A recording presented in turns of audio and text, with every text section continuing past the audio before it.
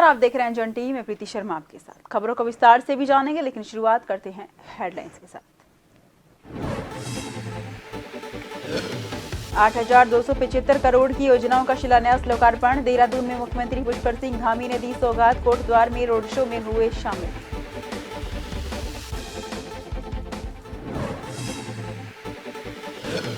पूर्व मुख्यमंत्री हरीश रावत का अयोध्या दौरा। नवनिर्माणित राम मंदिर में रामलला का दर्शन।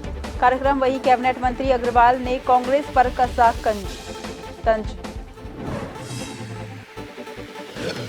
आधुनिक युग में उत्तराखंड में विकास कार्य तेज।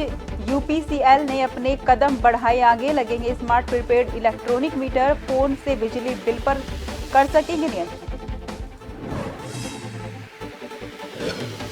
आईएपी के 3 दिवसीय वार्षिक अधिवेशन। 8 देशों के 2000 से ज्यादा फिजियो थेरेपिस्ट ले रहे हैं भाग। राज्यपाल गुरमीत सिंह ने स्मारिका का किया विमोचन। नैनीताल में वीकेंड छुट्टियां मनाने पहुंचे सैलानी। ठंडे मौसम और घुड़सवारी का ले रहे आनंद। लवर्स पॉइंट की चोटियों पर ले रहे सेल्फी।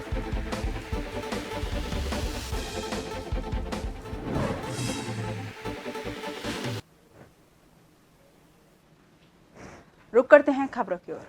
मुख्यमंत्री पुष्कर सिंह धामी ने आज 8,275 करोड़ की योजनाओं का शिलान्यास और लोकार्पण किया। साथ ही वर्चुअल तरीके से कई जिलों की योजनाओं का मुख्यमंत्री पुष्कर सिंह धामी ने शिलान्यास और लोकार्पण किया। इस दौरान मुख्यमंत्री पुष्कर सिंह धामी ने श्रमिकों को टूल किट भी वितरित किया। बता दें कि मुख्यमंत्री कार्यालय में कार्यक्रम का आयोजन किया गया। इस मौके पर शहरी विकास मंत्री प्रेमचंद अग्रवाल, स्वास्थ्य मंत्री धन सिंह रावत के साथ कई विधायक और विभिन्न विभागों के अधिकारी मौजूद रहे।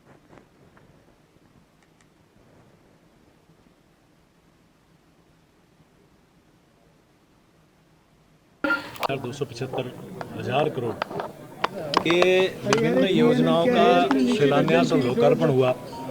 उसके लिए मैं माननीय मुख्यमंत्री जी का तो आभार व्यक्त कर रहा हूं और पूरे प्रदेशवासियों को बहुत बहुत बधाई दे रहा हूं। जिस प्रकार से माननीय प्रधानमंत्री जी लगातार एक ही मंत्र के साथ काम करते हैं, उसको हमने भी आत्मसात किया है कि सबका साथ, सबका विकास, सबका विश्वास, सबका प्रयास। और निश्चित रूप से आप देखिए, मैं कह सकता हूं कि उत्तराखंड के इतिहास में ये पहला मौका होगा जब इतनी सारी योजनाओं का और इतने बड़े धनराशि का कार्यक्रम एक मंच से एक साथ यहाँ पे हुआ। खबर उत्तराखंड के कोटद्वार से है, जहां मुख्यमंत्री पुष्कर सिंह धामी ने दौरा किया है। वहां पर रोड शो का आयोजन हुआ है, जिसमें पर सीएम धामी ने शिरकत की है। इस दौरान बड़ी संख्या में बीजेपी कार्यकर्ता और लोगों ने जोरदार स्वागत किया।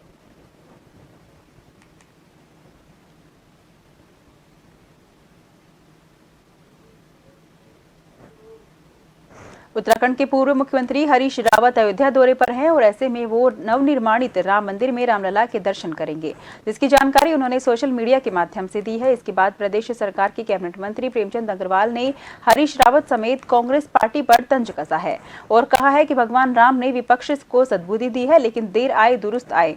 वहीं कांग्रेस के प्रदेश प्रवक्ता शीशपाल सिंह बिष्ट ने बीजेपी पर पलटवार करते हुए कहा कि राम सबके हैं। पूर्व मुख्यमंत्री हरीश रावत ने अपना वादा पूरा किया है और कांग्रेस को रामलला के दर्शन के लिए बीजेपी के प्रमाण पत्र की जरूरत नहीं है। हम तो पहले से कह रहे थे कि भगवान राम श्री सभी के हैं, लेकिन ये स्वीकार करते हुए इनको दिक्कत होती थी। तब ये कहते थे कि राम तो काल्पनिक हैं। और जब जनता ने स्वीकार किया, माननीय मोदी जी ने इतना भव्य और दिव्य मंदिर उस अयोध्या को विकसित करते हुए बनाया कि मैं कह सकता हूं कि हर व्यक्ति को आज स्वीकार करना पड़ रहा है। और एक बात तो आप जानते हैं कि सत्य को कभी नकारा नहीं जा सकता। ये सत्य था। देखिए, यदि हम महात्मा गांधी की बात करें, जिसकी ये बात करते थे, तो उनकी समाधि पे हे राम लिखा है। उसके बावजूद ये बार बार एक ही बात कहते थे कि राम जो है काल्पनिक थे। तो यानी कि आज यदि स्वीकार कर रहे हैं, तो मैं तो भगवान श्री राम का ही उनके ऊपर एक आशीर्वाद कहूंगा कि रामलला के दर्शन करने के लिए किसी पार्टी के आदेश की, निर्देश की कांग्रेस पार्टी को जरूरत नहीं है। कांग्रेस पार्टी सदैव से भगवान राम में आस्था रखती आई है। देश के जो भी हमारे प्रतीक हैं, भगवान शिव हैं या सनातन धर्म के जो भी प्रतीक हैं, सबको हम मानते आए हैं। और हरीश रावत जी ने तो जब प्राण प्रतिष्ठा समारोह हुआ था, उसी टाइम घोषणा की थी कि भगवान रामलला के दर्शन के लिए हम जाएंगे और वो अपने वचन को निभा रहे हैं और भगवान ने उनको निश्चित तौर पर जो है बुलावा भेजा है। और भगवान जब जिस भक्त को बुलाना चाहता है, भक्त तो दौड़ा हुआ चला आता है। आधुनिक युग में उत्तराखंड में विकास कार्य तेजी से हो रहा है। स्मार्ट उत्तराखंड बनाने की राह में यूपीसीएल ने अपने कदम उठाए हैं। बता दें कि अब स्मार्ट प्रीपेड इलेक्ट्रॉनिक मीटर के माध्यम से प्रदेश के गांव और शहरों में स्मार्ट मीटर लगाए जाएंगे, जिसके माध्यम से मीटर रीडिंग पारदर्शी हो सके और लोग फोन के माध्यम से अपने घर की बिजली को नियंत्रित कर सके। गढ़वाल रीजन के स्मार्ट मीटर के मैन्युफैक्चरिंग कंपनी ने बताया कि उपभोक्ता अपने हिसाब से मीटर रिचार्ज कर सकता है।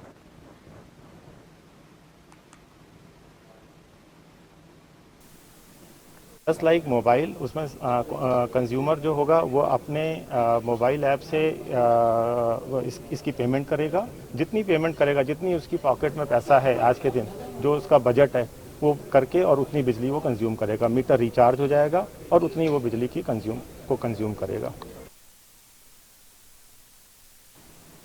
रामनगर में हाई कोर्ट की स्थापना किए जाने की मांग को लेकर जनमंच द्वारा एक पत्रकार वार्ता का आयोजन किया गया, जिसमें मौजूद अधिवक्ताओं के साथ ही विभिन्न राजनीतिक और सामाजिक संगठनों के लोगों ने भागीदारी करते हुए हाई कोर्ट की स्थापना रामनगर में किए जाने की मांग की है। अधिवक्ता अतुल अग्रवाल ने बताया कि पूर्व में हाई कोर्ट का निर्माण हल्द्वानी में किए जाने का प्रस्ताव तय हुआ था, लेकिन हल्द्वानी में जिस स्थान पर हाई कोर्ट की स्थापना होनी थी वहां पर केंद्रीय पर्यावरण मंत्रालय द्वारा वन भूमि होने का हवाला देते हुए इस पर आपत्ति दर्ज कराई गई है।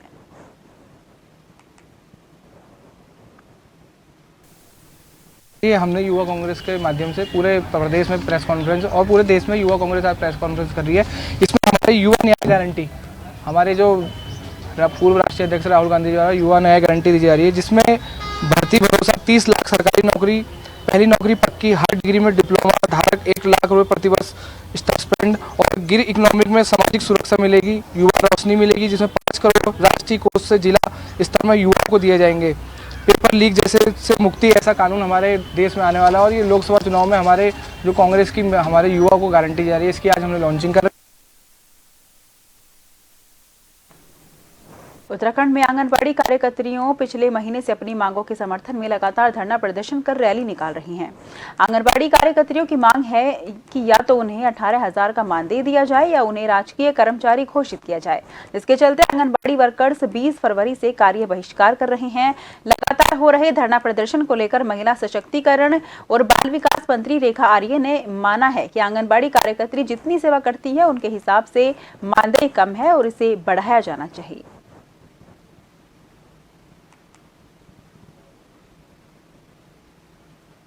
पार्टी की सरकार को 2017 से लेकर अभी तक वो देख रही हैं, मुझे भी वे 2017 से लेकर 2024 तक में देख रही हैं। जिस प्रकार के उनके हितों में निर्णय करे हैं, चाहे मानदेय वृद्धि को लेकर हो, चाहे समय पर वेतन आने को लेकर हो, चाहे भवन का किराया देने को लेकर हो, चाहे आंगनबाड़ी कल्याण कोष में उन धनराशि बढ़ाए जाने को लेकर हो, या आंगनबाड़ी कार्यकर्ती सम्मान पुरस्कार को बढ़ाए जाने के रूप में हो, और चाहे मिनी आंगनबाड़ी कार्यकर्तियों का उच्चीकरण हो, या आंगनबाड़ी कार्यकर्तियों को सुपरवाइजर बनाने का हो, तो ऐसे ऐतिहासिक निर्णय हमारी सरकार के समय में हुआ है। मुख्यतः उनकी मांग राज्य कर्मचारी बनाए जाने को लेकर है। मुख्यतः उनकी मांग मानदेय में 17,000 से 27,000 तक किए जाने की है। चूंकि मैंने ये बात अभी मंच के माध्यम से, भाषण के माध्यम से कहा है कि वाकई वो जितनी सेवा करती हैं उसके बराबर बेशक हमारा मानदेय बहुत कम है, मैं भी इस बात को स्वीकार करती हूं और इसको बढ़ाया जाना चाहिए और सरकार इसको बढ़ाती भी आई है। जितना धामी जी ने बढ़ाया अपने समय में, मुझे लगता है उतनी बढ़ोतरी के साथ में कभी किसी सरकारों ने नहीं करा है। आगे भी हमारी प्रतिबद्धता है, राज्य की वित्तीय स्थिति के ऊपर निर्भर करता है कि आने वाले समय में जो है वह बढ़ोतरी किस स्तर पर जाएगी, लेकिन हमारी मंशा, दिली इच्छा है कि बढ़ोतरी हमने करनी है।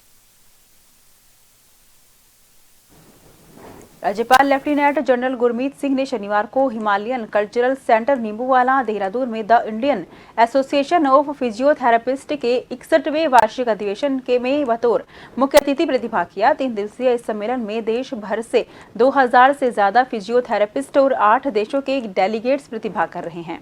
इस अवसर पर राज्यपाल ने सराहनीय सेवाओं के लिए फिजियोथेरेपिस्ट डॉक्टर को सम्मानित किया, साथ ही अधिवेशन की स्मारिका का विमोचन किया। इस मौके पर राज्यपाल ने सभी लोगों से फिजियोथेरेपी को अपनी जीवन शैली में उतरने की अपील की है। इसके साथ सभी से आह्वान किया है कि सभी लोग अपने बुजुर्ग लोगों का ख्याल रखें। मुझे बहुत खुशी है कि इस बार जो फिजियोथेरेपी की नेशनल कॉन्फ्रेंस है ये देवभूमि के अंदर हुई है। मुझे जब मैं गहराई से सोचता हूं तो ऐसा लगता है कि फिजियोथेरेपी और हमारी वैदिक, हमारा पुराणिक, हमारा सभ्यता का जो आयुर्वेद, योगा, मर्म है उससे बहुत मिलती जुलती है। अभी पूरे मानवता ने, पूरे विश्व ने एक सबक सीखा है कोविड-19 की महामारी से कि किस प्रकार हमको हेल्थ को एकदम प्रायोरिटी बन के करके रखना पड़ेगा। हम तो सब आपस में बोलते हैं कि हेल्थ इज अ वेल्थ, लेकिन किस प्रकार अपनी बॉडी का। राज्यपाल लेफ्टिनेंट जनरल गुरमीत सिंह ने शनिवार को परमार्थ निकेतन ऋषिकेश में आयोजित अंतर्राष्ट्रीय योग महोत्सव 2024 में प्रतिभाग किया। इस दौरान राज्यपाल गंगा आरती में भी शामिल हुए। प्रतिवर्ष आयोजित होने वाले इस महोत्सव में 75 देशों के 1400 से अधिक योग साधक भाग ले रहे हैं। राज्यपाल ने कहा कि पतित पावनी मां गंगा के पावन तट पर योग साधकों का एक अद्भुत समागम है। उन्होंने कहा कि आप सभी योग के ब्रांड एम्बेसडर हैं। योग सीखकर आप सभी एक कर्मयोगी बन गए हैं। राज्यपाल ने कहा कि विश्व की योग राजधानी के रूप में जाना जाने वाला ऋषिकेश सदियों से आध्यात्मिक प्रकाश और समग्र कल्याण का प्रतीक रहा है। उन्होंने कहा कि योग पूरे विश्व को एक सूत्र में बांधने का कार्य करता है। योग एक किया ही नहीं बल्कि मन, मस्तिष्क और आत्मा को जोड़कर आपको अंतरात्मा से भी जोड़ता है। योग द्वारा हमारे मन, मस्तिष्क और आत्मा को शांति मिलती है। उन्होंने कहा कि योग हमारी आध्यात्मिक प्रगति का मार्ग है। इस अवसर पर परमार्थ निकेतन की साध्वी भगवती सरस्वती सहित विभिन्न देशों के योग साधकों ने कार्यक्रम में प्रतिभाग किया।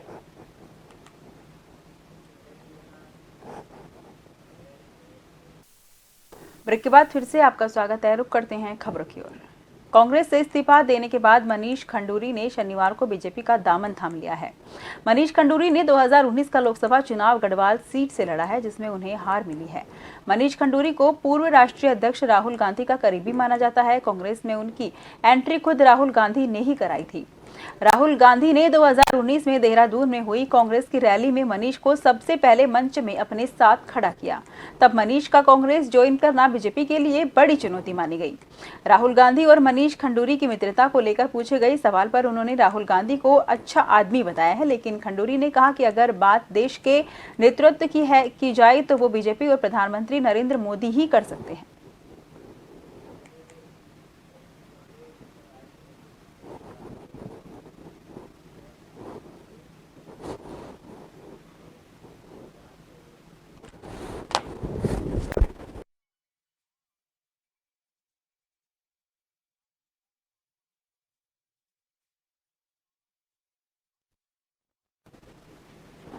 सीधा चलते हैं कोटद्वार की ओर, जहां पर सीएम पुष्कर सिंह धामी आज दौरे पर हैं।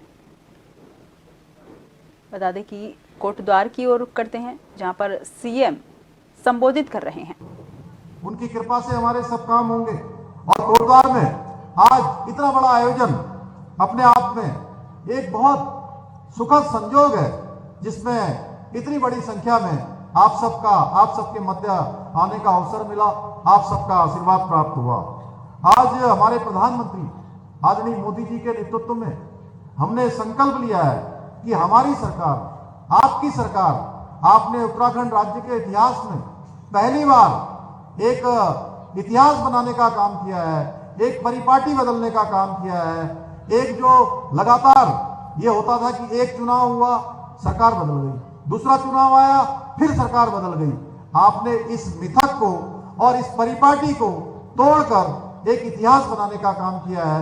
मैं आप सबका धन्यवाद करना चाहता हूं। इसलिए हमने तय किया है कि समाज के अंतिम छोर में खड़े हुए व्यक्ति तक शासन की सुविधाएं पहुंचानी है, सरकार का हर योजना को पहुंचाना है। हमारी सरकार योजनाओं को जन जन तक पहुंचाने के लिए दिन रात काम कर रही है।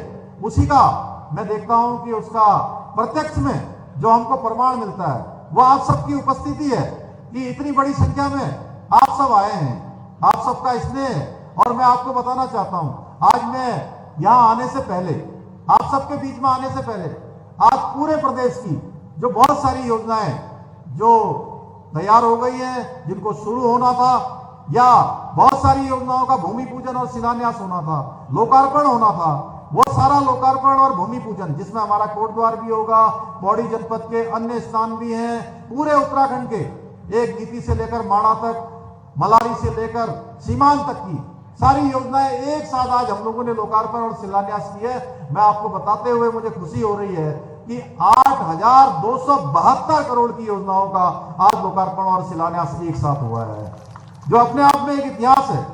आज हमारे प्रधानमंत्री जी के नेतृत्व में भारत हर क्षेत्र में आगे बढ़ रहा है।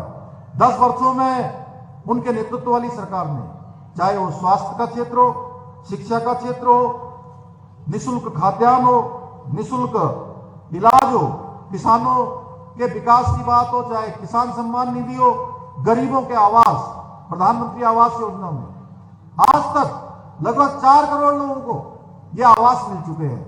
और पहले के सालों की अगर हम तुलना करेंगे तो 10% भी आजादी के बाद से लेकर 60 सालों तक जिन्होंने इस देश के अंदर शासन किया, 10% भी वो गरीबों को 4 करोड़ के मुकाबले मकान नहीं दे पाए।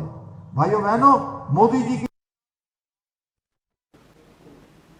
कांग्रेस के वरिष्ठ नेता और पौड़ी लोकसभा से पूर्व प्रत्याशी रहे मनीष खंडूरी ने अब बीजेपी का दामन थाम लिया है, जिसके साथ मुख्य विपक्षी दल कांग्रेस पार्टी को एक बड़ा झटका मिला है। वहीं इस बात पर कांग्रेस वरिष्ठ प्रदेश उपाध्यक्ष सूर्यकांत दसमाना चुटकी लेते हुए नजर आ रहे हैं। उनका कहना है कि आजकल एक दामन छोड़कर दूसरा दामन पकड़ने का मौसम चल रहा है और मनीष खंडूरी से ये बेहतर बता सकते हैं कांग्रेस से बेहतर उन्हें भारतीय जनता पार्टी में क्या देखने को मिला।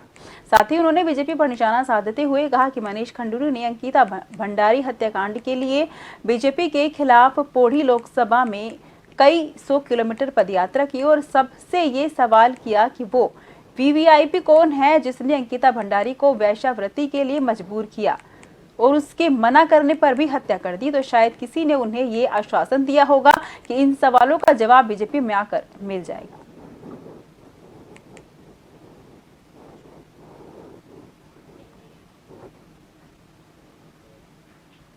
थराली विधानसभा के देवाल में महाशिवरात्रि मेले में पहुंचे महाराष्ट्र के पूर्व राज्यपाल और उत्तराखंड के पूर्व मुख्यमंत्री भगत सिंह कोश्यारी ने लोकसभा चुनाव पर बोलते हुए कहा कि प्रधानमंत्री नरेंद्र मोदी के नेतृत्व में बीजेपी फिर एक बार लोकसभा चुनाव में फतह हासिल करेगी।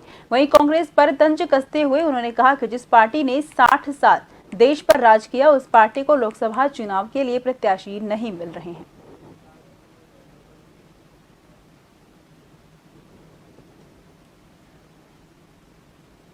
हमको बहुत से लोग कहते हैं कि जो जिसने 60 साल राज्य किया उनको कैंडिडेट ही नहीं मिल रहे हैं, तो फिर मेरा उसको बोलने का बाकी क्या। जहां तक भारतीय जनता पार्टी की तैयारी का है तो हमारा तो लगभग पूरे 5 साल चुनाव के बाद भी हम जिस बात को लेकर के जनता के बीच जाते हैं उस बात को उन 5 सालों में हम पूरा करने का प्रयास करते हैं। और हम तो सौभाग्यशाली हैं इस देश के लोग, हम सब लोग इस देश का नेतृत्व आज हमारे यशस्वी मुख्यमंत्री प्रधानमंत्री जी और मुख्यमंत्री जी कर रहे हैं।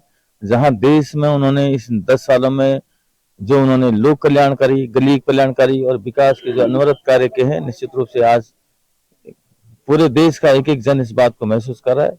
और जहां तक हमारे देवभूमि उत्तराखंड की बात है तो मैं ये समझता हूँ कि हमारे जो यशस्वी, ऊर्जावान और त्वरित निर्णय की जिनकी क्षमता है, ऐसे मुख्यमंत्री पुष्कर सिंह धामी जी के नेतृत्व में आज हम लोग जो आगामी चुनाव है लोकसभा का बहुत अच्छे उनसे हम जीत रहे हैं। जहां तक आपने मनीष खंडूरी जी की बात करी तो निश्चित रूप से उनका एक पारिवारिक वो रहा है और कुछ अपेक्षाएं पारिवारिक और विचारधारा के रूप में इंसान की रहती है।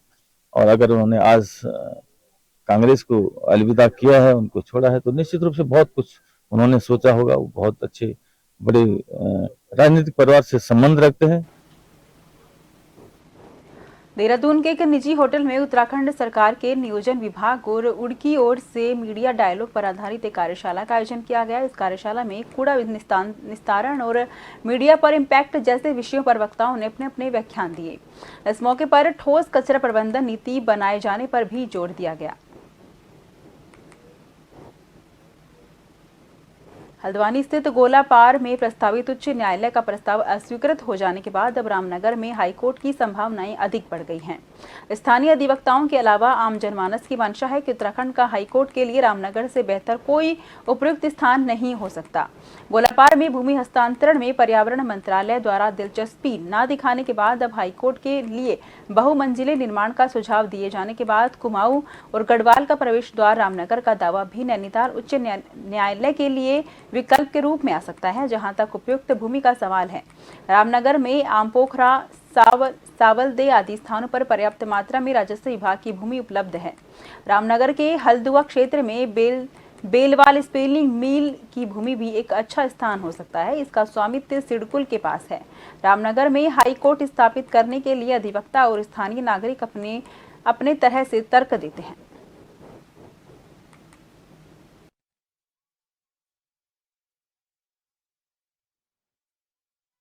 फिलहाल के लिए मुझे दीजिए इजाजत। देश भर की तमाम खबरों के लिए आप लगातार देखते रहिए जन टीवी, क्योंकि हम हैं जन जन की आवाज।